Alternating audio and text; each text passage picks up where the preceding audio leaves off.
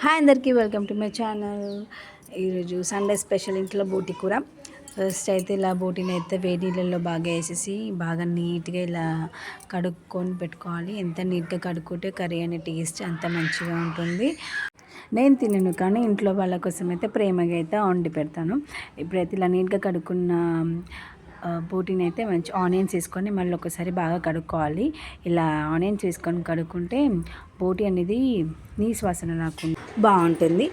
ఎప్పుడైతే మనము కర్రీ ఎలా అయితే చేస్తామో ఆ బగోన పెట్టి స్టవ్ ఆన్ చేసి దాంట్లో తగ్గినంత ఆయిల్ పోసుకొని ఆనియన్స్ అయితే కట్ చేసుకున్న ఆనియన్స్ అందులో వేద్దాము. బిఫోర్ మ్యారేజ్ అయితే సండే వస్తే అయితే ఏడుపు వచ్చేస్తుండే. స్కూల్ డేస్లో అలా అయితే ఏమైనా నాన్ వెజ్ వండుతారేమో అంటే అప్పుడైతే ఎగ్ ఒకటే ఇష్టంగా తింటుండే. After marriage chicken and mutton okay. ఇప్పుడైతే ఇలా నూనె వేగిపోయింది కదండి, తగినన్ని ఆనియన్స్ వేసుకొని వాటిని బాగా మిక్స్ చేసుకొని ఇప్పుడు నీట్గా కడుక్కున్న బోటీని అయితే దాంట్లో వేసేసి ఇలా నీట్గా వాష్ చేసుకుంటే ఇలా చూపించినట్టు కర్రీ అయితే టేస్టీగా బాగుంటుంది. తిన్నాక కూడా ఎలాంటి వాషింగ్ ప్రాబ్లమ్స్. సో మనం బోట్ని అయితే బాగా క్లీన్ చేసేసుకొని కుక్ చేసుకోవాలి. ఇప్పుడు బాగా కలిపేసుకొని అయితే ఈ కర్రీ నూనెలో మగ్గేంత వరకు మనమైతే మూత పెట్టేసుకుందాం. ఇప్పుడు ఇలా నూనెలో మగ్గిపోయింది కదండి, ఇటైతే నేను కొంచెం ఎగ్ ఫ్రై చేద్దామని అయితే వేసుకున్నాను. ఇందులో ఆయిల్ ఇంకా ఆనియన్స్ కూడా వేసేసుకున్నాను. సో ఇది ఆనియన్స్ నూనెలో మగ్గే వరకు అయితే మూత పెట్టేసుకుందాం.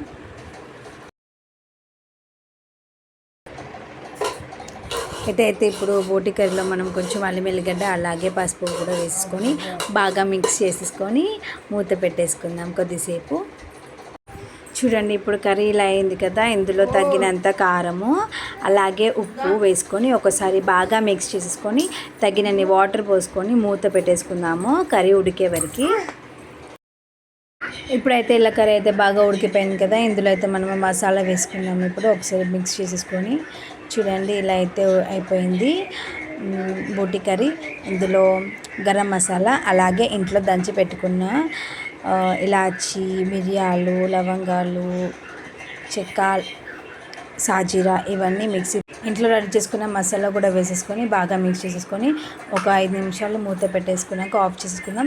ఇటైతే ఎగ్ ఫ్రై ఆల్మోస్ట్ అయిపోయిందండి. ఇందులో మనం కొంచెం కారం, ఉప్పు చూడండి ఇలా అయిపోయింది కదా, ఇందులో గరం మసాలా వేసేసుకొని ఒకసారి బాగా మిక్స్ చేసుకొని ఒక 3 మినిట్స్ వరకు ఉంచుకొని స్టవ్ అయితే ఆఫ్ చేసేసుకుందాం.